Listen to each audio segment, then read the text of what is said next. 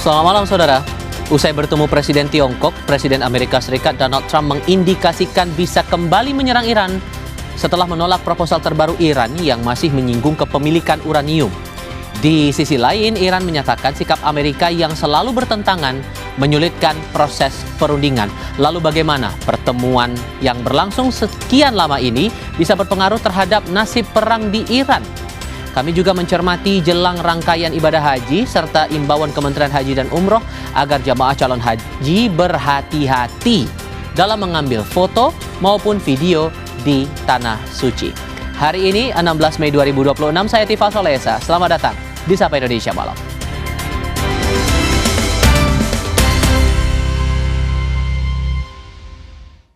Kami ajak Anda ke Indonesia Timur.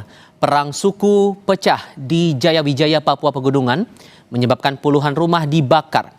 2 orang meninggal, sementara sejumlah warga dan polisi terluka.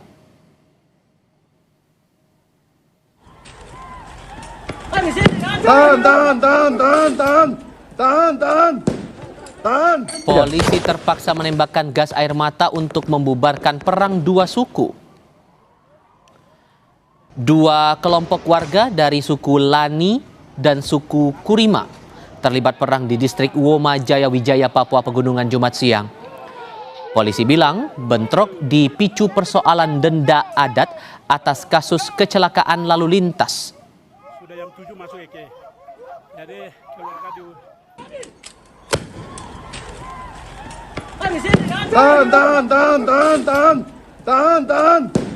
Tahan.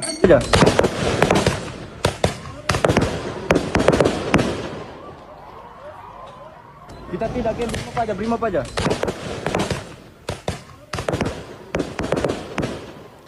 Mencegah jumlah korban semakin bertambah, satuan dari Polres Jayawijaya dibantu Brimopolda Papua turun ke lokasi dan berupaya membubarkan massa menggunakan gas air mata.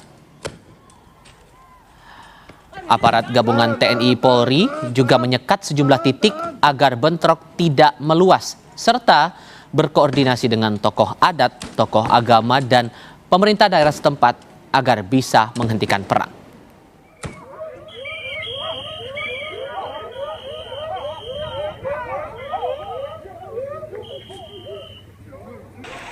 Kita tidak ke Brimob aja.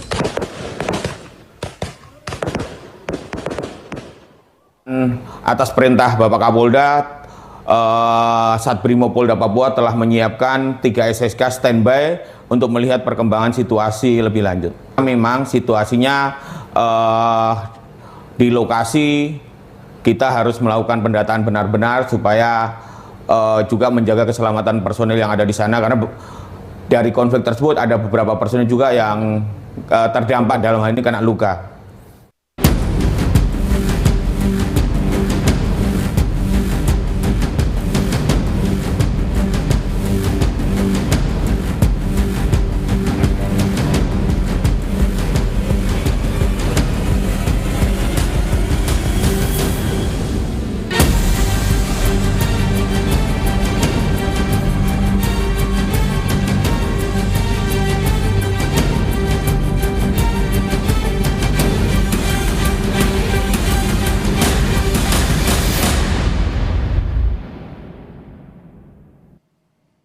Kita bicara kondisi di Timur Tengah. Sebuah bangunan tempat tinggal warga di Al-Rimal, Gaza hancur terlalap api setelah serangan rudal Israel yang menargetkan seorang komandan sayap militer Hamas.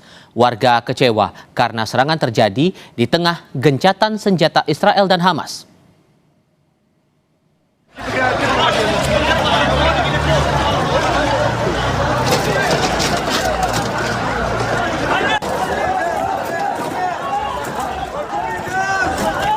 Kobaran api melahap bangunan tempat tinggal warga di Al-Rimal, Gaza. Warga tampak berlarian dan panik menyelamatkan orang-orang yang masih berada dalam gedung. Usai serangan, ambulans dan tim pertahanan sipil langsung menggelar operasi penyelamatan. Israel mengklaim serangan ke Gaza untuk memburu Izaldin Haddad, seorang komandan di sayap militer Hamas.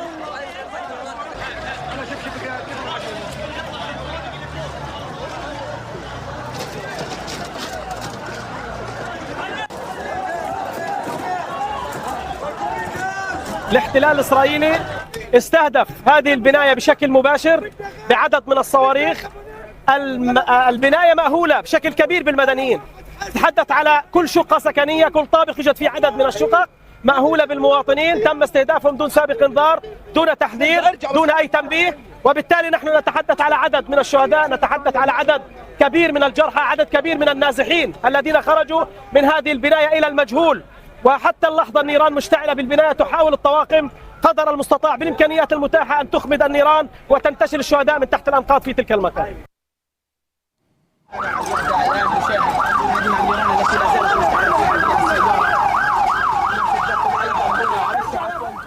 Serangan udara Israel menghantam sebuah mobil di Jalan Al-Wahda, Kota Gaza. Setidaknya 7 orang tewas dan puluhan lainnya terluka dalam insiden itu.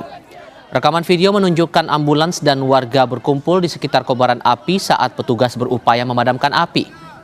Media Palestina menyebut selain menghancurkan mobil, serangan turut menyasar sebuah gedung apartemen.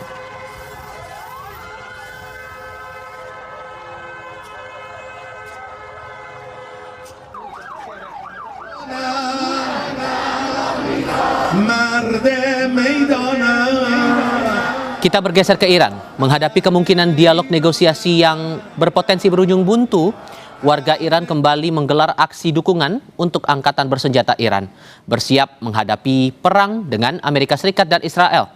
Iran sendiri mengklaim armada perangnya masih mampu menghadapi Amerika Serikat.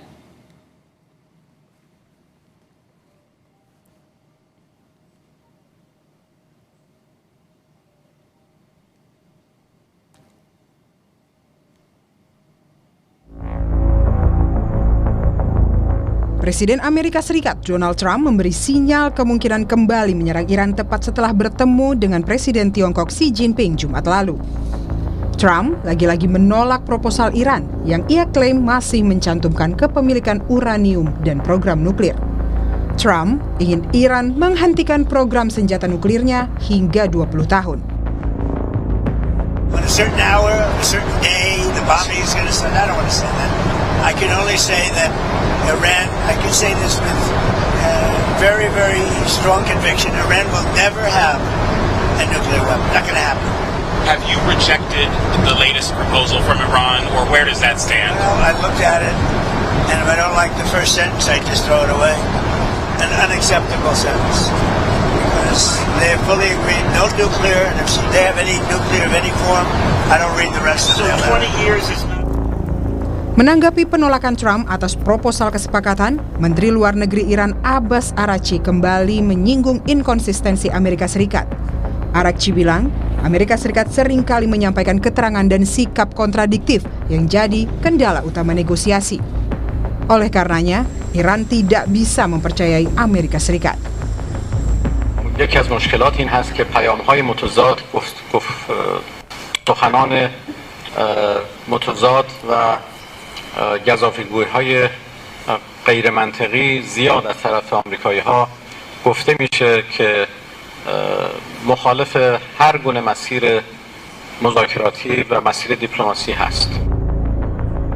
Di tengah upaya negosiasi yang kian rapuh, pengamat militer sekaligus peneliti Center for Intermestic and Diplomatic Engagement, Anton Ali Abbas, melihat Israel beresiko akan memperkeruh suasana. Bahwa kemudian jika perangnya berhenti, jika kemudian uranium lalu itu tidak sampai dilucuti, jangan-jangan kemudian dalam waktu dekat gitu, tidak lama lagi Iran akan mempunyai senjata nuklir, dan itu kan yang kemudian digambar-gemborkan oleh Netanyahu, bahwa Netanyahu jelas ingin Trump kemudian mengekstraksi gitu ya, uranium itu sendiri di darat. Apa implikasinya? Implikasinya tentu saja itu kemungkinan ada operasi darat gitu ya, tidak lagi operasinya dari jarak jauh, namanya juga mengambil uranium tentu harus dari dekat. Sebelumnya, Trump mengklaim Presiden Tiongkok Xi Jinping setuju bahwa Iran tidak boleh memiliki senjata nuklir dan Selat Hormuz harus dibuka kembali. Di sisi lain, pemerintah Tiongkok lebih menekankan untuk meredakan situasi serta mencapai penyelesaian terkait nuklir Iran.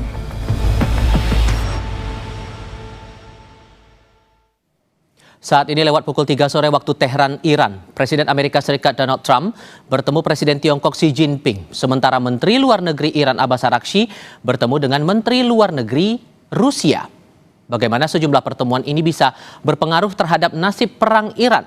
Saya akan diskusikan ini bersama dengan para narasumber. Bergabung saat ini lewat sambungan dalam jaringan peneliti senior Indo-Pacific Strategic Intelligence Fauzia Cempaka Timur dan dosen International Institute for Islamic Studies Qasim Muhammadi. Selamat malam Mbak Fauzia, selamat sore Mas Qasim. Ya, selamat sore. Terima kasih semuanya sudah mau bergabung dalam diskusi kali ini. Apakah pertemuan, saya mulai dari Mas Qasim dulu. Apakah pertemuan antara Menteri Luar Negeri Iran dengan Menteri Luar Negeri Rusia dalam agenda BRICS sebagai reaksi Iran tidak senang dengan pertemuan antara Presiden Trump dengan Presiden Xi Jinping? Ya, saya kira kalau mengenai masalah pertemuan macam itu, pertemuan bersama Menteri Luarnya Rusia atau Tiongkok gitu, saya kira itu mungkin bisa kita memahaminya dari 3 poin ya.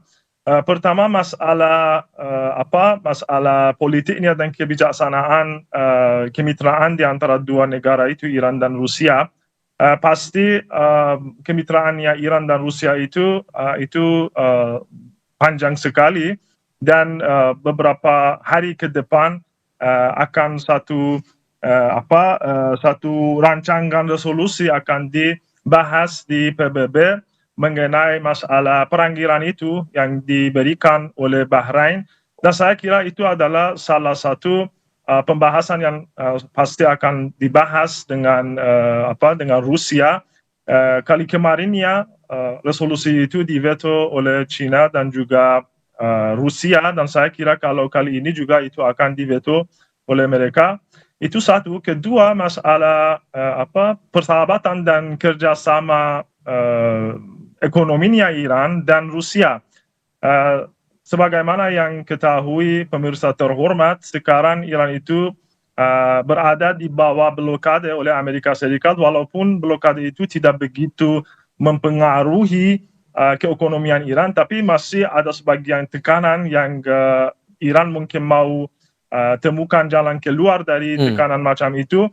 Saya mau berikan satu contoh, hampir selama 2 minggu yang lalu itu, kalau railway-nya Iran dari Iran sampai China itu, kalau aktivitasnya itu sudah jadi 3 kali lipat dibandingkan dulunya. Baik. Oleh karena itu saya kira kalau bersama Rusia pun satu hal yang pasti dibahas adalah masalah ekonomi dan bagaimana kita bisa lanjutkan kerjasama sama Rusia itu sehingga bisa kita rendahkan tekanan masalah ekonomi itu. Oke. Tapi apa reaksi Iran sesungguhnya, Mas Qasim, saat mengetahui pernyataan, atau rakyat Iran lebih tepatnya, saat mengetahui pertemuan antara Trump dan Xi Jinping, salah satunya diklaim membahas atau mendorong agar Iran tidak lagi mengelola yang namanya mengembangkan teknologi nuklir? Iya, kalau saya kira kalau China itu sudah ketahui dan bahkan sudah sepakat sama Iran bahwa kalau itu masalah kedaulatannya Iran dan tidak ada negara maupun itu Amerika Serikat ataupun bahkan China yang bisa campur tangan dalam masalah kebijaksanaannya dalam Iran, dan Iran itu tidak memperbolehkan negara apapun saja itu. Dan tapi saya kira kalau masalah Tiongkok itu mereka dengan jelas mereka ketahui bahwa kalau masalah energi mereka itu harus dipastikan oleh Iran, karena hampir kalau saya tidak salah hampir 65% energi yang dipakai di China itu lintas dari jalur Selat Hormuz. Oleh karena itu Iran juga sudah umumkan kepada mereka bahwa persahabatan Iran sama Tiongkok itu tetap, tapi masih harus kedaulatan Iran itu harus dihormati, dan juga masalah Selat Hormuz itu yang sekarang menjadi satu poin kekhawatiran Iran mengenai masalah keamanannya dan ancaman yang di mana beberapa kali Iran itu diserang dari sama tempat itu sudah diumumkan oleh Iran kepada China, sudah disepakati mereka. Oleh karena itu saya kira dialog Amerika Serikat sama China itu tidak akan mengkhawatirkan pihak Iran itu, karena mereka sudah pasti bahwa China itu tidak akan lepas tangan dari dukungannya terhadap Iran. Oke, Mbak Fauzia, kalau Anda melihat hasil pertemuan dari yang dilakukan AS ke Tiongkok kemarin itu, kan Trump bilang Tiongkok udah setuju Iran tidak boleh punya nuklir lagi, tapi kan Tiongkok sedikit mengungkapkan hal yang berbeda, bahkan tidak terang-terangan ngomongin soal nuklir itu. Ada hal yang kontradiktif nggak sih, atau ada hal yang berbeda nggak sih sikap dari dua pihak ini? Iya, kalau kita lihat memang sebenarnya bukan kontradiktif ya Mas ya, karena yang tidak disetujui oleh Xi itu adalah senjata nuklir yang memang Iran sampai saat ini tidak memilikinya begitu. Tetapi yang tidak disetujui, jadi bukannya tidak menyetujui pengayaan nuklir, ini yang harus kita lihat statement yang secara lebih detail. Kita sering menyebutnya dalam konteks diplomasi, the devil is always in the details begitu. Jadi detail yang disampaikan oleh Xi Jinping dalam statementnya bukanlah melarang pengayaan nuklir milik Iran, karena memang seperti yang disampaikan oleh Mas Kasem begitu ya, bahwa senjata nuklir memang tidak ada sampai saat ini di Iran karena kadarnya pun belum sampai angka demikian. Namun kita lihat bahwa statement yang disampaikan oleh Xi adalah lebih menekankan pada ketidakpemilikan tentang senjata nuklir yang saya sampaikan tadi. Nah, hal yang kedua yang harus dilihat adalah bahwa hal ini tentu paralel ya, ketika tadi menyampaikan bahwa Arakci dan Lavrov ini bertemu di BRICS Foreign Minister Meeting di New Delhi begitu, dan statement yang sama ini juga statement yang disampaikan ketika Arakci bertemu dengan Putin di Rusia sendiri, nah, dalam konteks ini kita lihat memang statement yang dikeluarkan oleh Lavrov ini memang juga secara naratif mendukung perjuangan Iran, tetapi di sisi lain juga tidak mau mengorbankan prioritasnya. Konteksnya adalah karena statement terkait dukungan yang sifatnya materi, mungkin dukungan militer atau ekonomi yang sifatnya substansial tidak disampaikan oleh Lavrov. Jadi ini yang kita harus dilihat Mas, bahwa ini sebenarnya adalah bentuk paralelisme ya Mas ya, antara yang terjadi di India dengan yang terjadi di Tiongkok. Oke, tapi belum apa-apa, Trump sudah memberikan sinyal akan mengancam serang balik Iran nih di sini. Sejauh mana ancaman itu betul-betul serius akan dilakukan di tengah kondisi yang serba tidak jelas seperti sekarang ini? Kita lihat ada sebelum bahkan Trump berangkat ke Beijing begitu, ada statement yang disampaikan bahwa dia sudah menyiapkan operation baru, yang bahwa dia menyatakan bahwa Operation Epic Fury telah selesai, tapi menyiapkan yang disebut dengan Operation Sledgehammer begitu, operasi Palu Godam. Nah, ini sebenarnya bentuk dari ancaman Trump yang terbaru begitu, yang dalam konteks ini masih terkait dengan Iran dan bagaimana upaya negosiasi tetap dilakukan, namun di sisi lain juga menyiapkan kekuatan militer dan masih menyiapkannya. Kita lihat bagaimana koordinasi yang secara militer juga pasukan serta pesawat juga masih berada secara terkoordinasi di Israel dan beberapa military base yang berada di Timur Tengah lainnya. Oke, maka bagaimana kemudian Iran merespons ancaman dari Trump ini? Kalau kemudian perundingan nggak ketemu lagi titik temunya, Mas Kasim, apakah Iran akan membalas dengan cara yang lebih besar lagi, atau ada strategi lain yang mungkin akan dicermati Iran merespons pernyataan dari Trump itu? Tapi jawabnya nanti ya, kita jeda dulu sebentar, tetap di Kompas TV.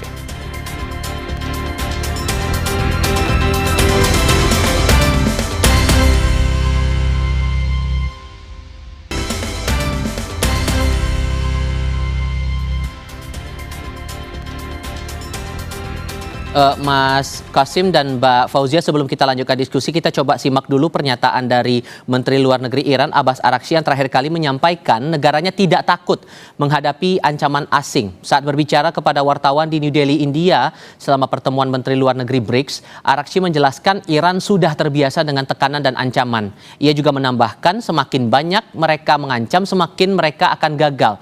Iran juga tak khawatir dengan perang lanjutan menghadapi Amerika Serikat dan Israel. Kita simak dulu. ما به این تهدیدهاشون عادت داریم. اینها بالاخره مدت هاست که به اشکال مختلف، به شیوه های مختلف تهدید خودشون تکرار میکنن. ولی خب خودشون هم میدونن که از تهدیدهایی که کردن، حتی از جنگی که کردن، هیچ نتیجه‌ای نگرفتن تا حالا و نخواهند تونست بگیرن. من امروز هم در صحبت خودم در بریکس این رو مجددا تاکید کردم که هیچ راه حل نظامی برای هر اموری که مربوط به ایران باشه وجود نداره. ایران در مقابل تهدیدها محکم میسته، سرخم نمیکنه. این رو دیدن، تجربه کردن، 40 روز با ما جنگیدن، نتیجهش رو دیدن. ایران در مقابل فشارها مقاومت میکنه. در این حال کسانی که با زبان احترام با ایران صحبت بکنن با همون زبان بهشون پاسخ داده میشه. بنابراین راه در تهدید کردن نیست. هرچی بیشتر تهدید بکنن نتیجه جز ناکامی براشون به دنبال نخواهد داشت. اگر هم میخوان یک بار دیگه ما رو امتحان بکنن، یک بار دیگه تست بکنن، وارد جنگ بشن، نتیجه جز آنچه که در گذشته گرفتن نخواهند گرفت. بنابراین امیدوار هستم که این لفاظی ها رو کنار بگذارند و رو به منطق بیارن و اگرچه هیچ امیدی نیست که به منطق رو بیارن و اینکه راه حل موضوع رو باید در جای غیر از میدان نظامی ببینن، چون از این مسیر به هیچ نتیجه‌ای نمیرسه. Merujuk dari pernyataan Menteri Luar Negeri Iran Abbas Araghchi ini, Mas Kasim, kalau kemudian Iran siap untuk melawan Amerika Serikat yang mengancam balik akan menyerang Iran, seberapa besar kekuatan Iran yang ada sekarang? Saya kira kalau kali ini, yani tahap mungkin keduanya yang mungkin diadakan perang terhadap Iran itu, saya kira kalau tahap ini pasti akan lebih keras daripada tahap pertamanya. Iran sudah bawa pesan yang sangat jelas kepada Amerika Serikat, Israel, dan sekutu-sekutu mereka di di Teluk Persia itu, bahwa kali ini bahkan tidak macam kali dulunya, kali ini tidak diperbolehkan negara-negara dari mana Iran itu akan diserang untuk melari dari akibat mereka. Infrastruktur mereka, kalau infrastruktur Iran itu dihantam, pasti semua infrastrukturnya negara sekutu Amerika Serikat itu di daerah ini akan dihantam, dan juga Israel tidak macam sebelumnya, tidak macam kali kemarin itu, kali ini akan dihantam lebih keras. Itu satu. Masalah keduanya, ada sebagian kartu menang yang Iran itu belum mainkan, termasuk Babul Mandab, salat Babul Mandab itu. Saya kira sekarang cukup besar penderitaan yang dialami dunia itu, khususnya negara-negara Barat, Amerika Serikat khususnya, sebab Selat Hormuz atau blokade yang Iran letakkan atas Selat Hormuz itu, apalagi kalau diletakkan lagi blokade atas satu selat yang strategis lagi, yaitu Babul Mandab. Dan saya kira walaupun mereka sudah buktikan, negara-negara macam Amerika Serikat dan Israel itu sudah buktikan mereka cukup gila untuk mencoba lagi negara Iran, tapi saya kira kalau mereka bersalah sekali lagi dan menyerang Iran sekali lagi, saya kira penderitaan yang mereka akan alami pasti cukup banyak dan bahkan lebih banyak daripada kali kemarin itu. Oke, Mbak Fauzia, indikasi kalau kemudian akan dibalas lebih keras lagi Iran terhadap Amerika Serikat itu, tolok ukurnya apa, dan kemungkinan proksi yang bakal mewarnai saling membalas-balas ini antara AS dan Iran ini gimana tuh gambarannya? Kalau saya rasa sebenarnya ini nantinya tidak akan serta-merta menjurus kepada perang yang lebih besar ya Mas ya, karena kita tahu bahwa meskipun Amerika Serikat sudah menyampaikan bahwa mereka siap akan melakukan operasi baru, yaitu operasi Sledgehammer, atau bahkan Iran juga menyatakan bahwa siap untuk menghadapi perang berikutnya, dan terlebih juga informasi yang disampaikan laporan dari CIA menyebutkan bahwa dari Iran sendiri masih memiliki kemampuan di atas 75% begitu. Dalam konteks ini sebenarnya saya lihat kedua belah pihak sebenarnya ada indikator yang menunjukkan bahwa sebenarnya yang akan terjadi skenario paling mungkin adalah prolong intensitas konflik dengan intensitas rendah, Mas Tifal. Nah, dalam konteks ini tentu kita lihat konflik intensitas rendah yang berkepanjangan ini justru lebih terasa karena kita lihat berapa kali terjadi, meskipun dalam kondisi gencatan senjata begitu ya, serangan-serangan di Selat Hormuz masih sering terjadi, dan juga dari Iran, dari IRGC ke kapal swasta maupun dari kapal lain, maupun blokade-blokade yang dilakukan oleh Amerika Serikat. Nah, ini sebenarnya bentuk dari konflik intensitas rendah tadi, Mas. Nah, tetapi kalau misalnya kita lihat bagaimana kedua belah pihak juga saling di back channel ini masih mengembalikan kedua belah pihak ini bukti-bukti negosiasi begitu ya, yang awalnya dari dua pihak Trump misalnya tidak suka, lalu setelah itu Arakchi juga menyatakan tidak akan kembali ke meja negosiasi, namun nyatanya di back channel diplomasi melalui Pakistan masih terus dilakukan diplomasi dan negosiasi. Nah, ini yang kita bisa lihat sebenarnya konflik intensitas rendah ini yang berkepanjangan inilah yang sebenarnya mungkin nanti harus dunia ini secara global mungkin nanti rasakan begitu Mas, di mana status quo ini kita sering sebut sebagai frozen konflik atau konflik yang beku begitu, yang tentu saja yang gencatan senjata yang terus akan diperpanjang karena Trump sendiri menyatakan bahwa ini tidak akan gencatan senjatanya belum akan berakhir begitu, tetapi serangan-serangan yang sifatnya minim di bawah threshold, di bawah batas operasi militer begitu ya, itu akan dan masih akan terus terjadi, dan itu pun yang kita lihat dari tanggal 8 April sampai sekarang, Mas Tifal, tidak ada perdamaian yang sifatnya permanen begitu, tapi dalam konteks lain negosiasi ini terus berjalan, namun serangan-serangan kecil di Selat Hormuz masih sering terjadi. Tetapi kalau tadi bertanya tentang proksi, tentu ini hal yang berlainan juga. Kalau kita bicara proksi dari Iran, misalnya tadi disampaikan oleh Mas Kasem terkait dengan Bab el Mandeb, lalu terkait juga mungkin kalau terkait Amerika Serikat lebih terkait dengan Israel. Ini hal-hal yang tentu di luar kontrol dari Amerika Serikat dan Iran sendiri. Gitu. Jadi meskipun Amerika Serikat dan Iran sendiri secara back channel melakukan negosiasi dan diplomasi, tetapi jika proksi-proksi tersebut baik Hamas maupun dalam konteks ini Houthi, lalu kita bicara tentang konteks Amerika Serikat Israel misalnya, ini hal yang tentu di luar kontrol begitu. Bisa saja saja terjadi serangan.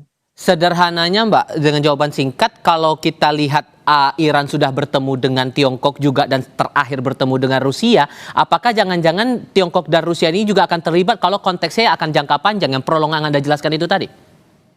Betul, karena memang tentu saja jika ini sifatnya jangka panjang, kepentingan tidak lagi milik Iran dan Amerika Serikat saja, atau negara-negara teluk saja, tapi tentu secara global begitu.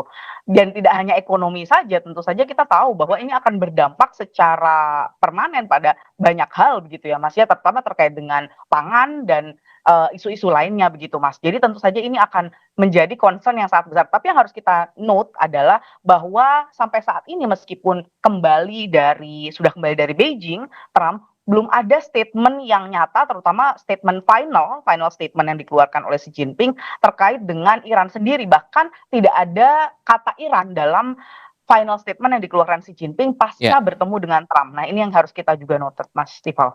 Mas Kasim, kalau kemudian konteksnya akan jangka panjang, sejauh mana rakyat Iran siap dengan kondisi bahwa ekonomi Iran juga pasti akan terguncang sedikit banyaknya? Saya kira kalau dari sisi rakyat, mereka sudah siapkan diri mereka, bahkan bukan hanya siapkan, tapi setiap malam mereka turun ke jalan-jalan dan berteriak untuk diperpanjang perjuangan mereka terhadap agresor itu. Kenapa? Karena kalau dengan jujur, kalau masyarakat Iran itu mereka tidak begitu percaya bahwa perundingan ataupun negosiasi sama oknum macam Amerika Serikat atau Israel itu bisa dijalankan. Contohnya kita sekarang melihat bahwa kalau di Lebanon tidak ada hari di mana tidak dilanggar gencatan senjata. Oleh karena itu, dan juga bahkan kalau mengenai masalah kesepakatan, Iran sudah coba JCPOA itu Iran sudah coba yang dibatalin oleh Trump. Yani Iran sudah membatasi proyek nuklirnya, tapi tidak dihormati oleh Amerika Serikat. Bagaimana kita bisa memastikan bahwa kerjasama ataupun gencatan senjata ataupun kesepakatan yang mungkin akan diadakan di antara Amerika Serikat dan Iran akan dihormati oleh Amerika Serikat di nanti. Oleh karena itu, kalau masyarakat Iran itu sekarang sangat sadar dengan kondisi itu, dan ya sebagaimana saya tadi katakan, mereka setiap malam turun ke jalan dan meminta kepada pimpinan dan juga militer agar kita bisa dapat jaminan nyata dan objektif.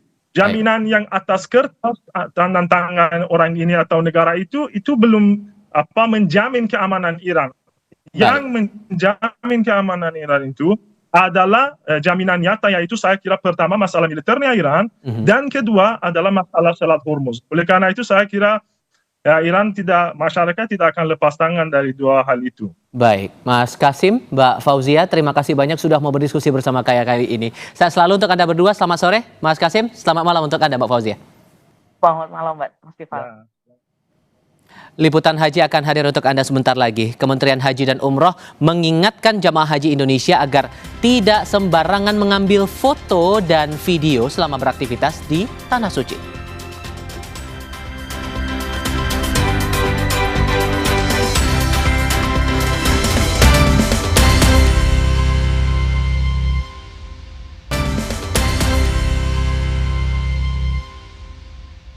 لبيك لا شريك لك لبيك إن الحمد والنعمة لك والملك لا شريك لك.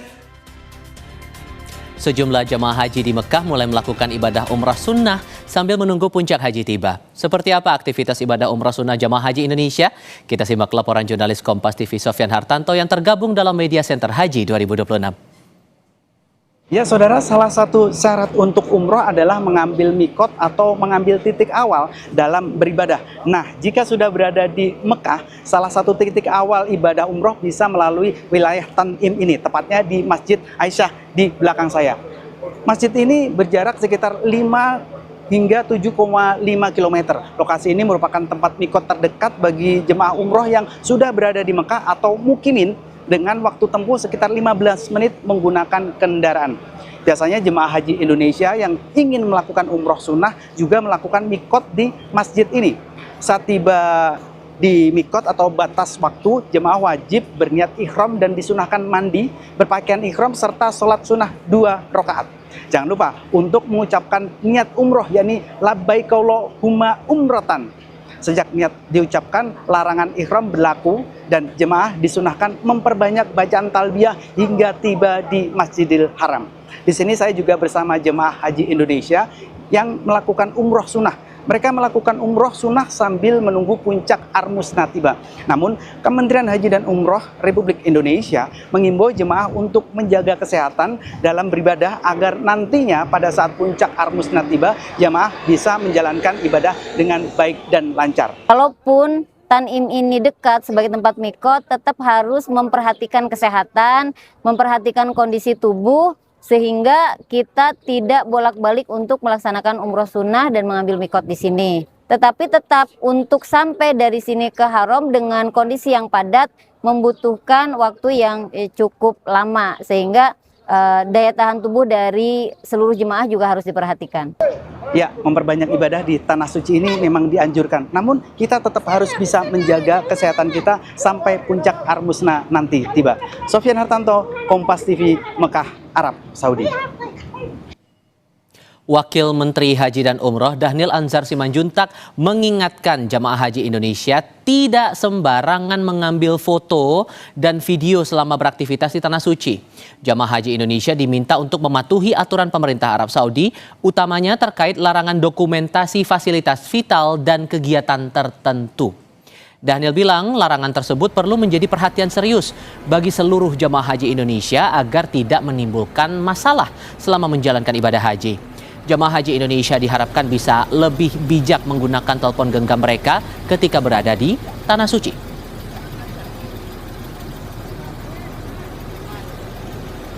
Ya, jamaah haji kita mohon perhatikan bahwasannya ketentuan Arab Saudi tidak boleh memfoto, merekam fasilitas-fasilitas vital atau kegiatan-kegiatan yang tidak diperbolehkan untuk difoto. Oleh sebab itu jangan sembarang rekam, jangan sembarang foto.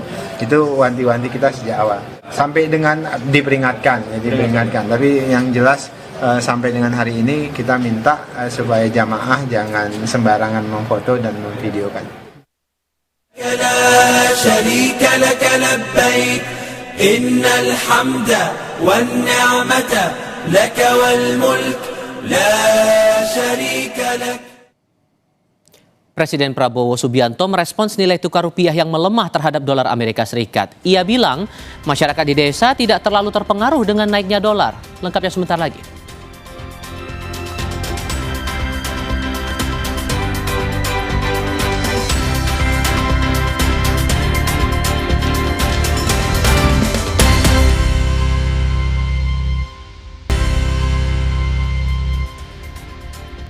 Presiden Prabowo Subianto merespons santai nilai tukar rupiah yang melemah terhadap dolar Amerika Serikat.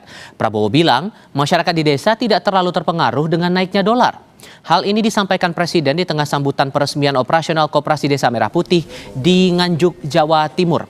Sambil guyon, Prabowo bilang selama Menteri Keuangan Purbaya Yudi Sadewa masih bisa tersenyum, masyarakat tidak perlu khawatir. Presiden menyebut dampak naiknya dolar Amerika Serikat paling terasa di kalangan pengusaha dan mereka yang sering bepergian ke luar negeri. Prabowo menegaskan pemerintah akan terus menjaga stabilitas ekonomi nasional, termasuk melalui penguatan ekonomi rakyat dan ketahanan pangan.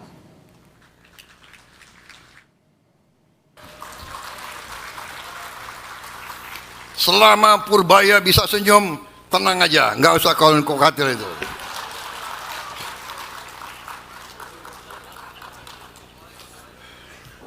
Mau dolar berapa ribu kek, kan kalian di desa-desa nggak pakai dolar.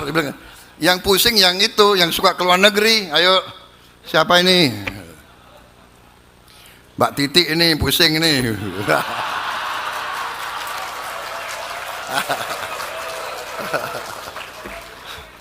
Mana lagi nih yang menteri tapi pengusaha? Coba aku cek ini mana ini.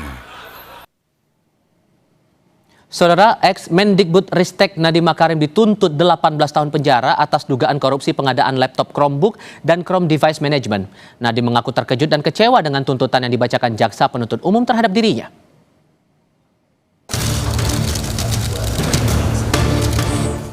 Menjatuhkan pidana terhadap terdakwa Nadiem Anwar Makarim. Oleh karena itu dengan pidana penjara selama 18 tahun. Nadiem pahlawan saya, pahlawan ekonomi saya, tetap di hati. Setelah sekitar 5 bulan, sidang kasus dugaan korupsi pengadaan laptop Chromebook dan Chrome Device Management di Kemendikbudristek mulai memasuki babak akhir. Ex-Mendikbudristek Nadiem Makarim dituntut 18 tahun penjara dan denda 1 miliar rupiah. Jaksa juga menuntut uang pengganti 5,6 triliun rupiah atau pidana 9 tahun jika Nadiem tak bisa membayarnya. Secara tidak langsung, total tuntutan pidana kurungan untuk Nadiem mencapai 27 tahun penjara. Rekor lebih besar dari berbagai kriminal-kriminal lain, ya 18 plus 9, ya jadi 18 plus 9 dan plus 9 itu adalah uang pengganti dan uang pengganti itu adalah jauh di atas harta kekayaan yang saya punya. Kenapa tuntutan saya lebih besar daripada pembunuh? Penuntutan saya lebih besar daripada teroris. Nah, ini mungkin adalah karena di dalam alur persidangan ini sudah terang benderang bahwa saya tidak bersalah. Menurut jaksa, tuntutan tinggi terhadap Nadiem sudah berdasarkan 70 fakta hukum yang diperoleh dari serangkaian alat bukti selama persidangan. Jaksa menyebut ada peran Nadiem dalam perkara tersebut yang dibuktikan melalui bukti elektronik dan keterangan saksi. Inilah yang akan dikomparasikan fakta yang sebenarnya. Orang bisa berbohong, tetapi bukti elektronik tidak bisa berbohong. Lalu dari keterangan terdakwa dan barang bukti. Dan segala sesuatu kami hadirkan jadi alat bukti yang diperoleh secara tidak melawan hukum. Nah, lalu berikutnya, ya kan, dari fakta-fakta persidangan yang terungkap dari alat bukti itu, kita menganalisis menjadi sebuah fakta hukum. Nah, fakta hukum ini terdiri dari 70 fakta. Dari sejak awal bagaimana prosesnya pengadaan Chromebook ini sampai telah terjadi kerugian keuangan negara. Menurut pakar hukum pidana Hipnu Nugroho, jaksa memberi tuntutan tinggi karena menganggap nilai kerugian negara sangat besar dan terkait kejahatan terhadap dunia pendidikan. Karena dalam suatu konsep hukum itu, Mbak, selalu berpikir bahwa jaksa itu berpikir objektif. Subjektif dulu, subjektif ada kerugian negara, ada suatu permasalahan hukum, baru objektif. Nah, objektif hukumnya itu ya jaksa itu bisa menuntut ringan, bisa menuntut berat. Nah, tampaknya ini berat Pak Nadiem ini. Kenapa berat? Kaitannya dengan kejahatan yang terkait dengan pendidikan. Jumlah kerugian yang menurut jaksa itu adalah sangat tinggi sekali. Makanya dilakukan suatu penuntutan. Kan itulah. Nadiem Makarim akan membacakan pledoi atau pembelaan pada 2 Juni. Karena saat ini harus menjalani operasi atas sakit yang dideritanya dan membutuhkan waktu pemulihan. Tim Liputan Kompas TV.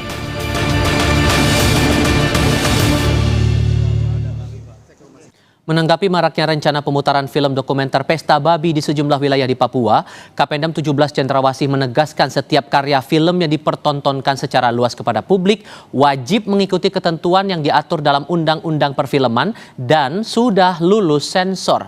Menurutnya, belum adanya sertifikat resmi menjadi alasan utama mengapa pemutaran film tersebut dinilai tidak tepat dilakukan di ruang publik. Kapendam menekankan situasi keamanan dan stabilitas sosial di Papua harus tetap dijaga.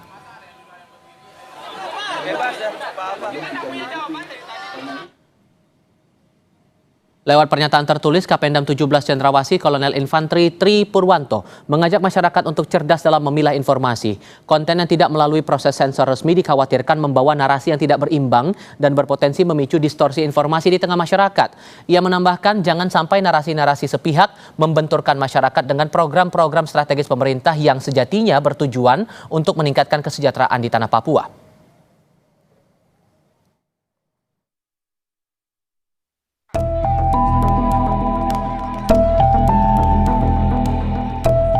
Acara nonton bareng film Pesta Babi di Universitas Mataram dibubarkan sebelum film diputar. Puluhan satuan pengamanan berjajar menutupi layar proyektor. Pihak rektorat melarang kegiatan nonton bareng film Pesta Babi dengan alasan menjaga kondusivitas. Wakil rektor juga menyebut film tersebut tidak pantas ditonton di lingkungan kampus.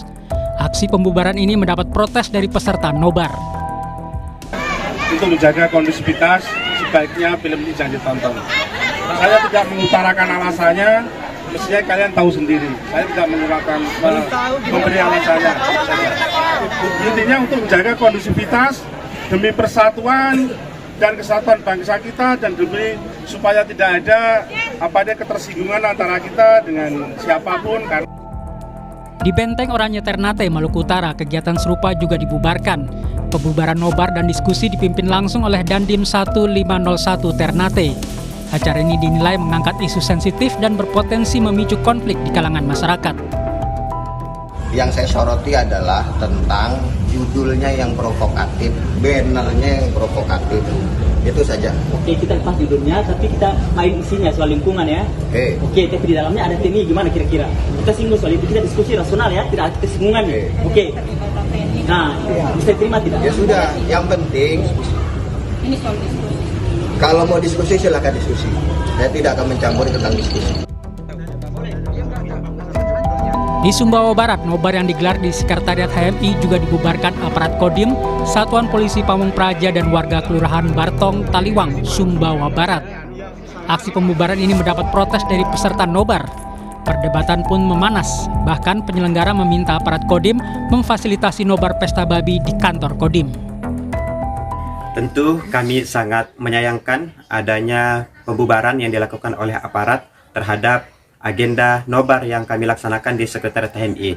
HMI ini adalah organisasi resmi yang punya legalitas dan kegiatan-kegiatan seperti ini sudah sangat sering kami laksanakan sebagai bagian dari merawat tradisi berpikir dan diskusi. Langkah ke depan yang kami akan lakukan tentu ruang-ruang seperti ini kami berharap tidak ada lagi intimidasi dan intervensi.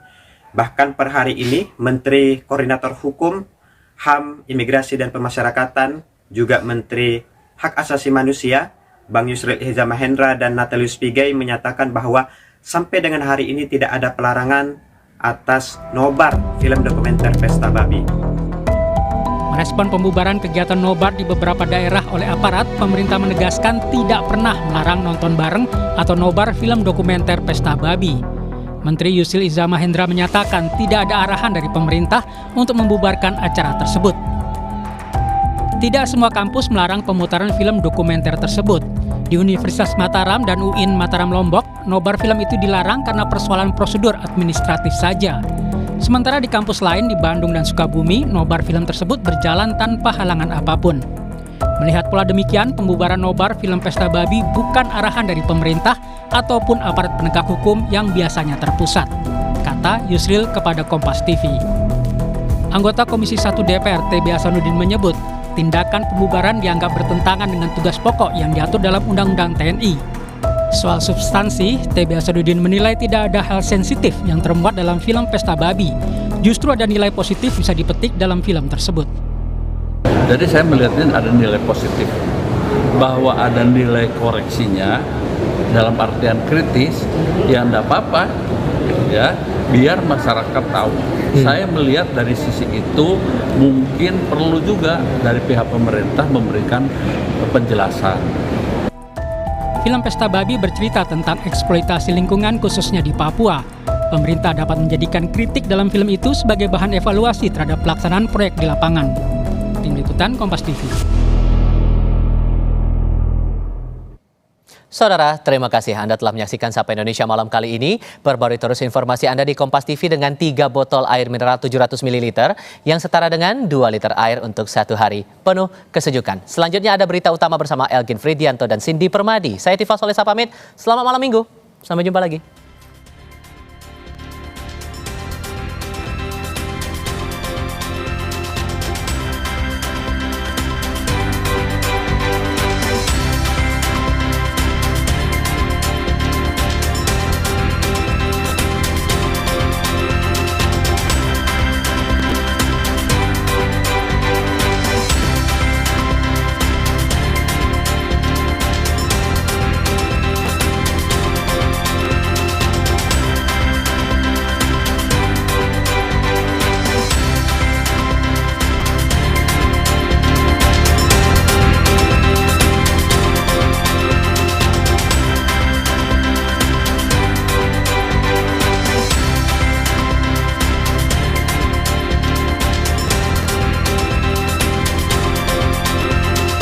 Terima kasih Anda telah menyaksikan Sapa Indonesia Malam.